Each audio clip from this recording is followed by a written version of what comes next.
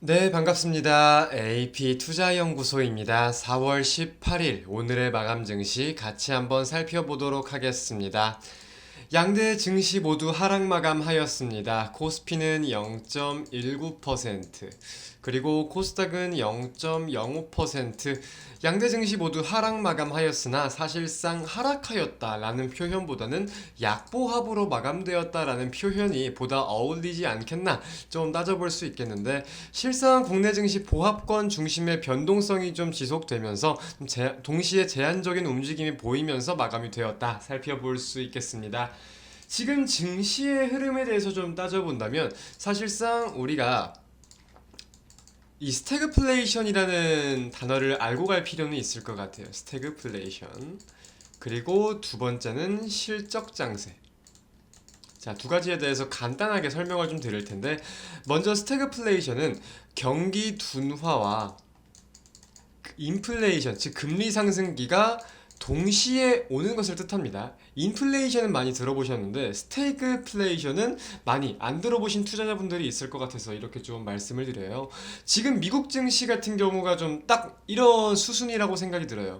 결국 산업적인 지표들을 보면은 경기 둔화에 대한 우려감은 깊어지는 가운데 금리 인상 확률이 보다 높아지고 있습니다. 이제 CME 패드워치를 이렇게 좀 살펴보면 5월 FOMC 이제 얼마 남지 않았죠. 5월 4일이니까 2주 남았는데 2주 뒤 FOMC에서 금리 25베이시스 포인트 인상에 대한 확률이 90.5%, 동결에 대한 확률이 9.5%로 인상에 대한 확률이 보다 확실하게 증가되고 있는 내용들이 확인이 이렇게 되고 있습니다. 아무래도 최근에 기대 인플레이션이 상승한 내용이라거나 근원 CPI, 즉 근원 소비자 물가지수가 잡히지 않는 내용에 대해서 연은이 어느 정도 부담을 느끼고 있다. 연 위원들의 발언을 통해서 확인이 되었다는 사실이 해당 전망에 대해서 어느 정도 좀 부담이 가중되지 않았나라고 판단을 할 수 있을 것 같고요.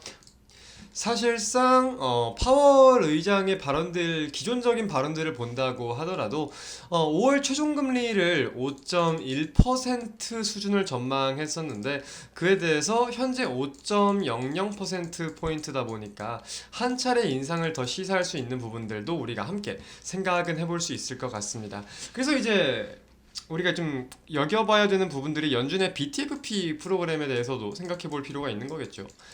지역은행발 리스크가 심화되기 전에, 보다 지금보다 더 심화되기 전에 연준에서 좀 위험성이 높아 보이는 은행들의 유동성을 공급을 하고 있는 거예요.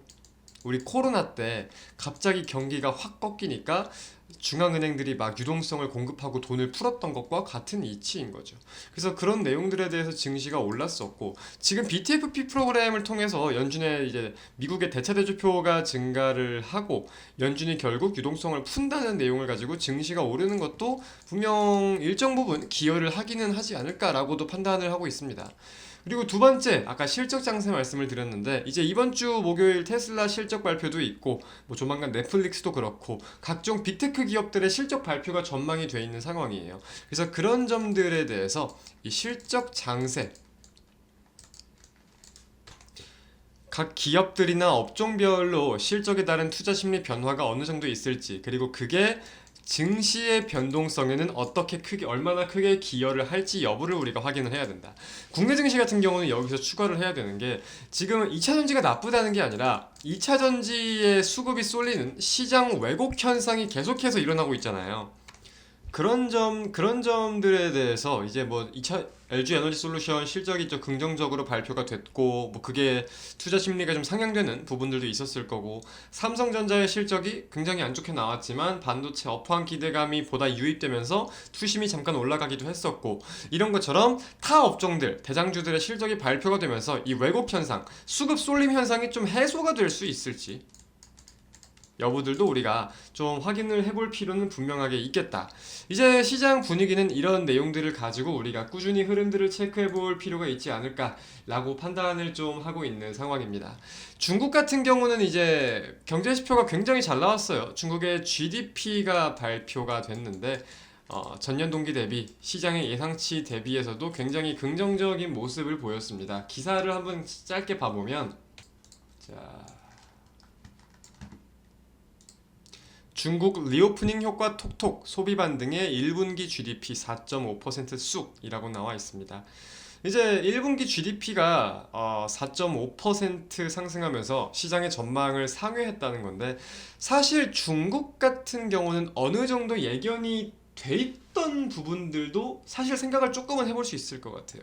보시면 3월 소비 10.6% 상승이라고 나와 있는 부 헤드라인들도 있기는 한데, 이제 비제조업 부분 지표라거나 경기와 관련된 지표들이 굉장히 좀 긍정적으로 집계가 되었거든요, 1분기에. 그래서 그게 종합적으로 보이면서 중국의 GDP 성장률이 굉장히 긍정적인 모습을 보였다. 그래서 이제 이렇게 보시다시피 다시금 상향 곡선을 보이려는 그런 모습들을 보이고 있는 건데, 이제 좀 내용들을 조금만 더 살펴보면은 소비는 반등, 생산, 투자는 부진이라고 나와 있습니다. 내용들을 조금 살펴볼게요. 이제 리오프닝, 즉 제로 코로나 기조를 위드 코로나 기조로 바꾸면서 소비가 힘을 내준 덕분이다 라고 이렇게 나와 있는데, 보시면 요식업이 굉장히 크게 증가하고 뭐 의약품 소비액, 금, 은 등 보석류, 석유류 제품 등등 경기와 밀접한 내용들도 분명히 있긴 있습니다. 근데 질적 성장 지표로 꼽히는 산업 생산과 고정 자산 투자 회복세는 다소 더디다 라고 나와 있는데, 이제 우리가 이런 부분들을 좀 주목할 필요가 있는 게, 중국은 GDP 성장률의 상당 부분을 부동산이 차지를 합니다. 근데 부동산 개발 투자가 아직까지는 성장세를 보이지 못하고 있다라는 점과, 산업 생산은 결국 중국의 기술과 산업, 제조적인 부분들과 연동이 있을 텐데, 관련해가지고 미국과 기술 대립이 심해지는 점, 미국에서 배제를 시키려는 점이 어떻게 꾸준히 작용을 할 것이고, 이게 한국은 그래도 최대 수출국도 중국이고 최대 수입국도 중국이잖아요.